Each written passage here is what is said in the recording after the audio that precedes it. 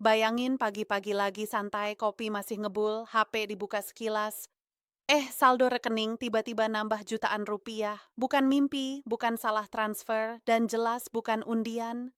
Inilah yang lagi ditunggu-tunggu jutaan keluarga di Indonesia. Pencairan rapel gaji pensiunan ASN, TNI, dan Polri tahun 2026. Kabar ini langsung jadi topik panas, karena bukan cuma soal uang masuk, tapi soal rasa aman, kepastian hidup, dan penghargaan negara untuk mereka yang sudah puluhan tahun mengabdi. Rapel gaji pensiunan tahun 2026 ini memang jadi sorotan utama di seluruh Indonesia. Bagi para pensiunan ASN, TNI, dan Polri, penyesuaian ini memberi kelegaan finansial yang nyata. Pemerintah memastikan bahwa hak para pensiunan dipenuhi secara bertahap melalui kebijakan resmi yang sudah ditetapkan. Latar belakang kebijakan rapel ini berangkat dari penyesuaian gaji pensiunan yang dilakukan setiap tahun berdasarkan Peraturan Presiden Nomor 87 Tahun 2024 tentang kenaikan gaji pokok PNS dan prajurit TNI, ditambah Peraturan Menteri Keuangan yang mengatur teknis pelaksanaannya. Pada tahun 2026, kenaikan gaji ditetapkan sebesar 8% dari gaji pokok tahun sebelumnya, dan rapel mencakup selisih pembayaran sejak Januari sampai Desember tahun 2025. Kebijakan ini dibuat untuk menjaga daya beli pensiunan di tengah tekanan inflasi dan biaya hidup yang terus meningkat. Proses perhitungan rapel tidak sembarangan karena mempertimbangkan golongan terakhir, masa kerja, serta tunjangan keluarga. Itulah sebabnya nominal rapel tiap orang bisa berbeda-beda. Untuk pensiunan ASN, pencairan dilakukan melalui PT Taspen Persero, sementara pensiunan TNI dan Polri melalui Jam Sostek atau lembaga khusus yang ditunjuk. Perlu digarisbawahi, rapel ini bukan bonus atau tambahan baru, tapi hak retroaktif yang tertunda karena penyesuaian sistem administrasi. Data Kementerian Keuangan mencatat sekitar 3 juta pensiunan terdampak kebijakan ini, dengan total anggaran mencapai triliunan rupiah. Angka ini menunjukkan komitmen negara dalam menghargai pengabdian panjang para pensiunan. Soal jadwal pencairan, pemerintah sudah menyusun skema bertahap sejak awal Januari 2026. Gelombang pertama dijadwalkan antara tanggal 15 sampai 20 Januari untuk pensiunan ASN golongan rendah dari IA sampai IVB. Gelombang kedua berlangsung di akhir Januari dan menyasar golongan menengah dari IA sampai IVD. Sementara gelombang ketiga pada Februari mencakup golongan tinggi serta pensiunan TNI dan Polri. Pihak Taspen memastikan pencairan dilakukan otomatis langsung ke rekening terdaftar tanpa perlu pengurusan ulang selama data penerima masih valid. Kalau terjadi penundaan, biasanya disebabkan oleh proses verifikasi data atau kesiapan anggaran daerah. Pensiunan disarankan rutin mengecek status pencairan melalui aplikasi e-Taspen atau situs resmi Taspen. Untuk pensiunan TNI dan Polri, pemantauan dilakukan lewat portal internal masing-masing instansi. Pemerintah menargetkan 90% pencairan rapel sudah selesai sebelum Maret 2026 agar tidak menumpuk antrean. Besaran rapel sendiri dihitung dari selisih kenaikan 8% gaji pokok tahun 2025 selama 12 bulan penuh.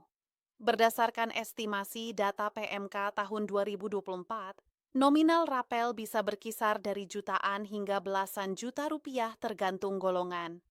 Tunjangan keluarga juga berpengaruh, dengan tambahan sekitar 10% untuk suami atau istri dan 2% per anak, sehingga total rapel bisa bertambah 20-30%.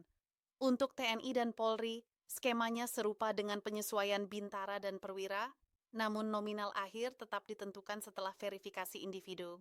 Syarat penerima rapel cukup jelas. Semua pensiunan yang berstatus aktif per 31 Desember 2025 dan memiliki data lengkap di Taspen atau Jam Sostek berhak menerima. Rekening harus aktif, NPWP valid, dan tidak ada tunggakan administrasi. Jika ada perubahan data seperti pindah rekening atau alamat, pembaruan bisa dilakukan lewat kantor Taspen terdekat atau aplikasi resmi yang disediakan. Langkah praktisnya, pensiunan cukup login ke aplikasi e-Taspen, cek mutasi rekening bank mitra, dan menghubungi call center jika ada kendala. Penting diingat, pencairan rapel ini gratis dan otomatis. Jangan percaya jika ada pihak yang mengaku bisa membantu dengan imbalan biaya administrasi, apalagi lewat WhatsApp, karena itu jelas penipuan. Dampak rapel ini terasa langsung di kehidupan rumah tangga pensiunan. Banyak yang menggunakannya untuk meringankan biaya kesehatan, pendidikan cucu, dan kebutuhan harian. Survei Asosiasi Pensiunan Indonesia menunjukkan sekitar 70% penerima memprioritaskan tabungan darurat. Di tengah inflasi nasional sekitar 4,5%, tambahan dana ini meningkatkan kesejahteraan pensiunan hingga 15 sampai 20%.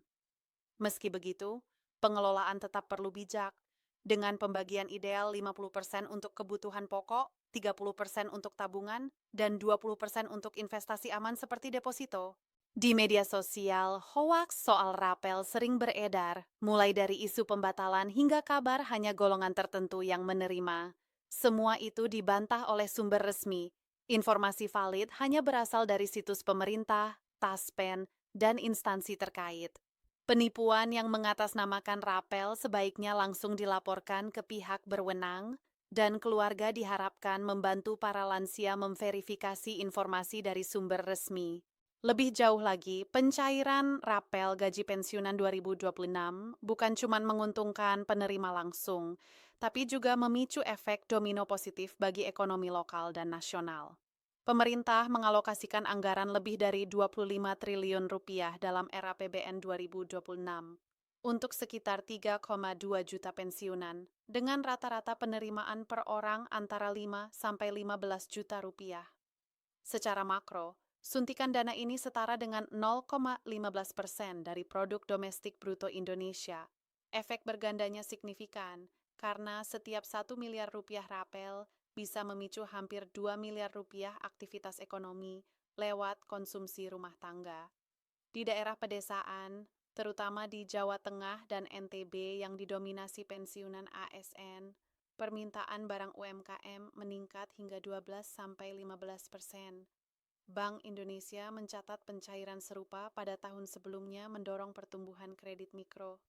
Meski demikian, tantangan tetap ada jika dana habis untuk konsumsi barang impor atau tidak produktif, sehingga literasi keuangan menjadi kunci. Contoh nyata terlihat di Jawa Barat, di mana pencairan rapel sebelumnya meningkatkan indeks kepercayaan konsumen dan mendorong renovasi rumah yang membuka lapangan kerja bagi tukang lokal. Secara nasional, dampak positif ini diperkirakan berlanjut hingga kuartal kedua 2026 jika dikombinasikan dengan program bantuan sosial lainnya.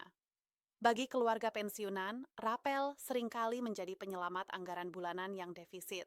Survei menunjukkan lebih dari separuh pensiunan menghadapi kenaikan biaya kesehatan setelah usia 65 tahun. Ada yang menggunakan rapel untuk melunasi cicilan, membiayai pengobatan, atau menambah tabungan jangka pendek. Pola penggunaan dana umumnya terbagi untuk kesehatan, pendidikan, renovasi rumah, dan tabungan. Namun, disparitas regional tetap terasa, terutama di wilayah dengan biaya hidup tinggi seperti Papua dan Maluku. Meskipun pemerintah mulai merespons lewat subsidi tambahan di wilayah tertinggal.